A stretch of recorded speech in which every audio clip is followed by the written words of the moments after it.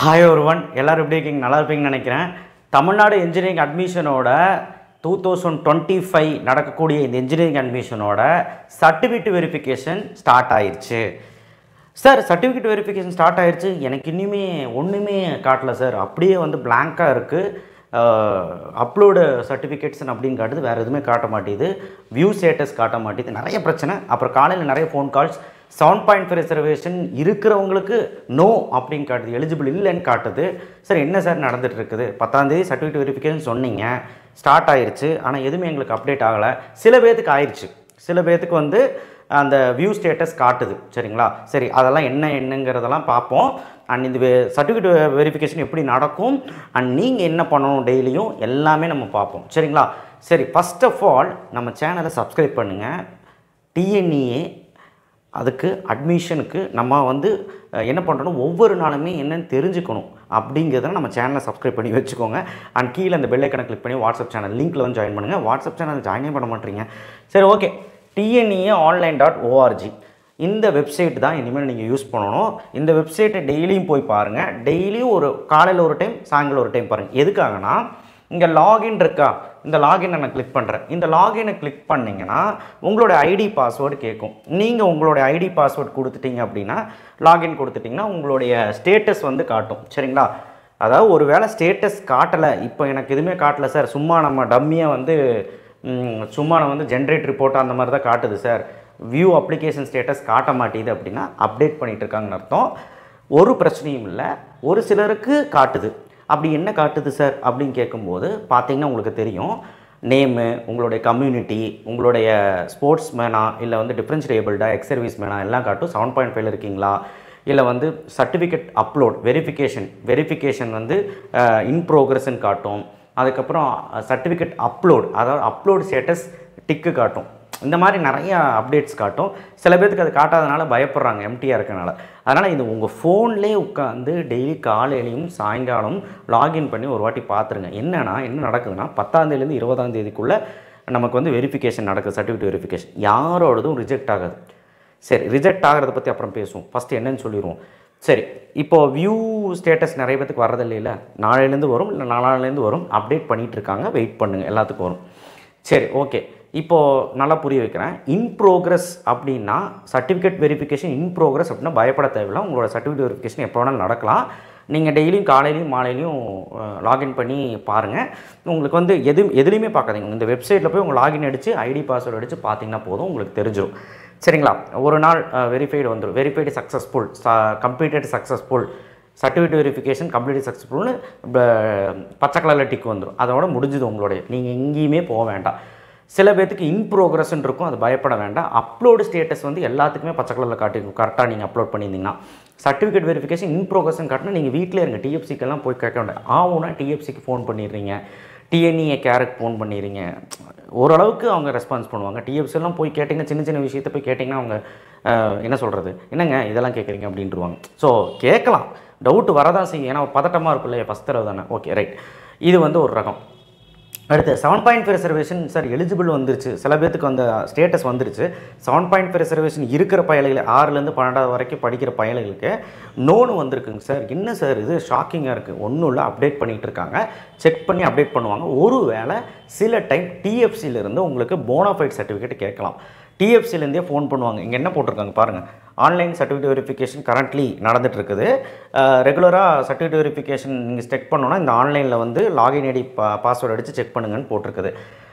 Especially if you receive a call from DFC to a register mobile number, அதாவது ஏதாவது queries இருந்ததுன்னா டிஎஃப்சிலேருந்து உங்களுக்கு கூப்பிடுவாங்க. அது பெரிய கொரி இருந்தால் தான். அது எதுக்காக நான் சொல்கிறேன். ஒருவேளை 7.5 ரிசர்வேஷனுக்கு எலிஜிபிள் இல்லைன்னு வந்திருக்கும். எம்இஸ் நம்பர் அடித்தாலே தெரிஞ்சிடும், 6ஆவதுலேருந்து 12வது வரைக்கும் எங்கே படிச்சிருக்கீங்கன்னு. அப்போது வந்திருக்கும். சில டிஎஃப்சி சென்டரில் மட்டும் அந்த போனாஃபைட் சர்டிஃபிகேட் கேட்கணும், சில இதில் கேட்கல. எதுக்கு வந்து 7.5 ரிசர்வேஷன் யாரெல்லாம் இருக்கீங்களோ, அந்த 12வது லாஸ்ட்டாக படித்த 12வது ஸ்கூலில் படிச்சிங்களா, 12வது ஒரு ஸ்கூலில் படிச்சிங்களா, அந்த பிரின்சிபல் கிட்ட போனாஃபைட் சர்டிஃபிகேட் வாங்கிட்டு வந்துருங்க. வாங்கிட்டு வந்து டிஎஃப்சியில் ஒப்படைச்சிருங்க. அவங்க கேட்கும்போது கொடுத்தாம்போது, கேட்கலன்னா கொடுக்க வேண்டாம். அது ஆட்டோமேட்டிக்காக எஸ்ஸுங்கிறது அப்டேட் ஆகிடும். ஒன்று. ஸோ அதுக்கப்புறம் வந்து பார்த்திங்கன்னா உங்களுக்கு இன்னொன்று, ஒருவேளை சர்டிஃபிகேட் வெரிஃபிகேஷன் இன் ப்ரோக்ரஸ்னால் பிரச்சனை இல்லை, கம்ப்ளீட்டட் அப்படின்னு வெரிஃபிகேஷன் சக்ஸஸ்ஃபுல் கம்ப்ளீட்டட் அப்படின்னு வந்து பச்சை கலர் டிக் ஆச்சுன்னா பிரச்சனை இல்லை. ஒருவேளை சர்டிஃபிகேட் வெரிஃபிகேஷன் இன்கம்ப்ளீட்டுன்னு வந்துச்சுன்னா என்ன ரிமார்க்ஸ்ன்னு போடுவாங்க. டிசி மிஸ்ஸிங்கா? டிசி மேண்டரி கிடையாது. 10th 12th ஏதாவது நீங்கள் ஃபார்மேட் ஏதாவது மாற்றி அடிச்சிருக்கீங்களா, இல்லை வந்து ஏதாவது டூப்ளிகேட்டாக கொடுத்துருக்கீங்களா, இல்லை வந்து ஏதாவது சர்டிஃபிகேட்டில் பிரச்சனை இருந்தால் அதிலே காட்டும். அப்போ அந்த ரிமார்க்ஸை மாற்றுறதுக்கு அன்ஃப்ரீஸ் பண்ணி விடுவாங்க அவங்களே. ஒருவேளை டிஎஃப்சிலேருந்து ஃபோனும் பண்ணுவாங்க. ஒருவேளை டிஎஃப்சியில் ஃபோனே வரல சார், அன்ஃப்ரீஸும் பண்ணால் நீங்கள் நேராக டிஎஃப்சிக்கு அப்போ போகலாம். தவிர நீங்கள் எப்பவுமே டிஎஃப்சிக்கு போகணும்னு அவசியம் இல்லை, அவங்களே கூப்பிட்டா போனால் போதும். சரிங்களா? சர்டிஃபிகேட் வெரிஃபிகேஷன் இன்கம்ப்ளீட் வந்துச்சுன்னா பயப்படணும்னு அவசியம் இல்லை. அது நீங்கள் போய் டிஎஃப்சியில் போய் நிவர்த்தி பண்ணிக்கலாம், இல்லைனா அவங்களே அன்ஃப்ரீஸ் பண்ணி விட்ருவாங்க, ஃபோன் பண்ணுவாங்க.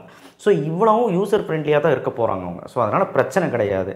சரிங்களா? ஸோ வெரிஃபிகேஷன் டைமில் இந்த இந்த இந்த பிரச்சனையெல்லாம் வரும். அது வரக்கூடாதுன்னா நீங்கள் லாகின் ஐடி பாஸ்வேர்டை லாகின் பண்ணி டெய்லியும் டிஎன்ஏ வெப்சைட்குள்ளே போய் காலையிலையும் சாயங்காலம் ஒரு வாட்டி பார்த்துருங்க. ஏன்னா 11ஆம் தேதி ரேண்டம் நம்பர் ரிலீஸ் ஆகுது. அந்த ரேண்டம் நம்பர் எப்படி செக் பண்ணணும், எதுக்கு யூஸ் ஆகுது, அது அப்புறம் பேசிக்கலாம். ஸோ சர்டிஃபிகேட் வெரிஃபிகேஷன் ஸ்டார்ட் ஆச்சுனாலே நீங்கள் உள்ளே வந்துட்டீங்க, கவுன்சிலிங்குள்ளே பார்ட்டிசிபேட் பண்ணிட்டீங்க அப்படிங்கிற மாதிரி தான் ஒரு அர்த்தம். இருந்தாலும் அது ஒரு ப்ராசஸ். ஓகேவா? சரி, ஓகே. இனி என்ன டவுட் கேட்குறீங்கன்னா, டிஎஃப்சிலேருந்து நாங்கள் டிஎஃப்சி போகணுமாங்க சார், எதுக்காக டிஎஃப்சி போகணுமா அப்படின்னு கேட்குறீங்க. டிஎஃப்சிக்கு நீங்கள் போகணும்னு அவசியமே கிடையாது. அங்கேருந்து அவங்க கூப்பிடுவாங்க, ரிமார்க்ஸ் இருந்தால் அவங்க கூப்பிடுவாங்க, பேசுவாங்க, எந்த பிரச்சனையும் கிடையாது. ஒருவேளை பெரிய ரிமார்க்ஸ் உங்களுக்கு ஃபஸ்ட் கிராஜுவேஷன் நீங்கள் அப்லோட் பண்ணல, இல்லை வந்து ஏதாவது நான் தப்பாக அப்லோட் பண்ணிட்டேன், ஏதாவது நான் வந்து ரொம்ப தப்பு பண்ணிட்டேங்க சார், நான் வந்து ரிசல்ட்டோட பேஜ் எடுத்து 12th மார்க் ஷீட்டை நான் அப்லோட் பண்ணிட்டேன் அப்படின்னா ஒன்றும் பிரச்சனை இல்லை. வெரிஃபிகேஷன் டைமில் இன்கம்ப்ளீட்டுன்னு வந்து ஒரு மாதிரி காட்டுங்க ரிமார்க்ஸு. 12th mark sheet is missing அப்படின்னு காட்டும். நீங்கள் பயப்படவே வேண்டாம். நீங்கள் டிஎஃப்சிக்கு அவங்களே கூப்பிடுவாங்க, இல்லை கூப்பிடலன்னா நீங்கள் நேராக போய் பண்ணிங்கன்னா அன்ஃப்ரீஸ் பண்ணி விட்ருவாங்க, நீங்கள் பண்ணிக்கலாம். ஸோ இவ்வளவும் உங்களுக்கு பண்ணித்தராங்க, நீங்கள் பயப்படணும்னு அவசியம் இல்லை. ஸோ உங்களுடைய சர்டிஃபிகேட் வெரிஃபிகேஷன் ஆயிடுச்சா இல்லையான்னு வீட்டிலே உட்காந்து நீங்கள் பார்க்கலாம் தெளிவாக. வியூ ஸ்டேட்டஸ் யாருக்கும் காட்டலன்னு பயப்பட வேண்டாம். சரிங்களா? அப்புறம் இந்த மாதிரி டைமில் தான் ஏமாற்ற செய்வாங்க. டிஎஃப்சி சென்டர்லேயோ எங்கிருந்துமே உங்களோட ஐடி பாஸ்வேர்டு கேட்க மாட்டாங்க. டிஎஃப்சி சென்டர்லேயே கேட்க மாட்டாங்கன்னா, யாராவது உங்களுக்கு கவுன்சிலிங் சென்டர்லேருந்து கூப்பிட்றேன், அதே மாதிரி கவர்மெண்ட் கோட்டா கவுன்சிலிங் நடத்துகிறோம் அந்த இடத்துலேருந்து கூப்பிட்றோன்னா சொல்லுவாங்க. கவுன்சிலிங் சைட்லேருந்து யாருமே கூப்பிட மாட்டாங்க. இதெல்லாம் ஆன்லைன். யாருமே கவர்மெண்ட்லேருந்து கூப்பிட மாட்டாங்க. டிஎஃப்சிலேருந்து ரீமார்க்ஸ்னால் கூப்பிடுவாங்க. அது அவங்களே சொல்லுவாங்க என்னென்னு. அவங்க கூட ஐடி பாஸ்வேர்டு கேட்க மாட்டாங்க. ஐடி பாஸ்வேர்டு யாருக்கும் ஷேர் பண்ணாதீங்க. ஐடி பாஸ்வேர்டு அவங்க கேட்க மாட்டாங்க. யாராவது கேட்டாலும் தராதிங்க. ஏன்னா யாருமே தரமாட்டாங்க. டிஎஃப்சி அவங்களே ஆக்சஸ் பண்ணிக்குவாங்க. ஐடி பாஸ்வேர்டு கேட்க மாட்டாங்க. இங்கேயே போட்டிருக்காங்க கொட்டை எழுத்தில். ஸோ நீங்கள் இதையெல்லாம் புரிஞ்சுக்கணும். இனி கொஞ்சம் அவேராக இருங்க. ஸோ அதனால் கொஞ்சம் பயப்படணும்னு அவசியம் இல்லை. ஃபஸ்ட் கிராஜுவேஷன் நிறைய பேர் வந்து நான் வந்து ஒப்புகை சீட்டு தான் சார் பண்ணியிருக்கேன், எனக்கு எலிஜிபிள் ஆகாதா? எலிஜிபிள் ஆகிடும், ஒன்றும் பிரச்சனை இல்லை.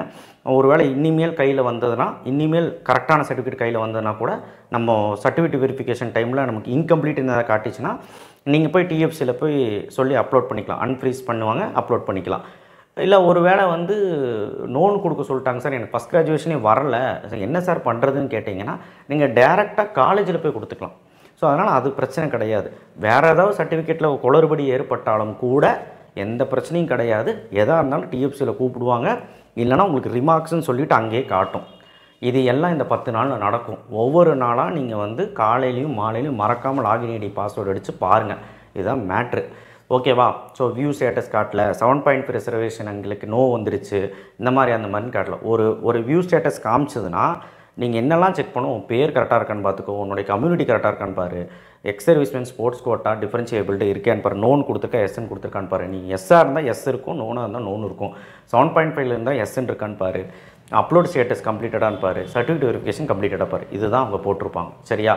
ஸோ ஸ்போர்ட்ஸ் கோட்டாக்கு வந்து நேரில் போகணும். சர்டிஃபிகேட் வெரிஃபிகேஷன் நமக்கு எங்கேயுமே போக வேண்டாம், ஆன்லைனில் வீட்டிலேருந்து உங்கள் ஃபோன்லேயே பார்த்துக்கலாம். தேங்க்யூ. ஷேர் பண்ணுங்கள், சப்ஸ்கிரைப் பண்ணுங்கள். மீதி ஏதாவது டவுட் இருந்தாலும் கால் பண்ணுங்கள். Choice filling, paid choice filling தான், நான் ஏன்னு சொல்லிட்டேன். கஷ்டப்பட்டு 2-3 மணி நேரம் ஒருத்தருக்கு பண்ணோம் இல்லையா, அதுக்காக தான். ஸோ எதாக இருந்தாலுமே நம்மளை தொடர்பு கொள்ளலாம் டவுட்டுக்கு. அதாவது சர்டிஃபிகேட் வந்து ரிஜெக்ட் ஆகுமா அப்படின்னு கேட்டிங்கன்னா ரிஜெக்டெல்லாம் ஆகாது. நீங்கள் உங்கள் சைடில் கரெக்டாக இருந்தீங்கன்னா ரிஜெக்ட் ஆகாது. யாருக்கு ரிஜெக்ட் ஆகும் அப்படின்னா 2 சர்டிஃபிகேட் அதாவது 2 அப்ளிகேஷன் போட்டிருப்பீங்க தெரியுமா, அதில் ரிஜெக்ட் ஆகிரும். ஒருவேளை 2மே ரிஜெக்ட் ஆச்சுன்னா நீங்கள் வந்து போய் டிஎஃப்சியில் அணுகலாம். ஏன்னா ஒருத்தர் காலேஜில் கொடுத்துருப்பீங்க, ஒரு சிலர் வந்து நீங்களே பண்ணியிருப்பீங்க. ஸோ அதனால் ஏதோ ஒன்று ரிஜெக்ட் பண்ணியிருப்பாங்க. ஏதோ ஒன்று ரிஜெக்ட் பண்ணி உங்களுக்கு சக்ஸஸ்ஃபுல்னு வந்தால் பிரச்சனை கிடையாது. சர்டிஃபிகேட் வெரிஃபிகேஷன் சக்ஸஸ்ஃபுல் வந்தால் பிரச்சனை கிடையாது. இல்லை உங்களுக்கு வந்து சர்டிஃபிகேட் வெரிஃபிகேஷன் எதுவுமே காட்டல, ரிமார்க்ஸ் எல்லாம் காட்டிடுச்சு, ரிஜெக்ட் ஆயிடுச்சு அப்படின்னா நீங்கள் நேரில் போய் சொல்லி ஒரு அப்ளிகேஷன் வேண்டாம்னு சொல்லி இந்த அப்ளிகேஷன் தான், எந்த அப்ளிகேஷன் வேணுமோ அந்த அப்ளிகேஷன் நம்பர் சொல்லி அந்த அப்ளிகேஷன் காட்டி இதுதான் வேணும்னு சொல்லி நீங்கள் பண்ணிக்கலாம். தவிர ரெண்டு ரெஜிஸ்ட்ரேஷன் போட்டவங்களுக்கு கண்டிப்பாக ரிஜெக்ட் ஆகக்கும் வாய்ப்பு இருக்குது. அந்த ரிஜெக்ட் ஆனாலும் பிரச்சனை இல்லை, எது வேண்டாமோ அதை நீங்கள் டிஎஃப்சியில் போய் சொல்லி மாற்றிக்கலாம். ஓகேவா? பயப்படணும்னு அவசியம் இல்லை. ஏதாவது டவுட்னா கால் பண்ணுங்கள். தேங்க்யூ.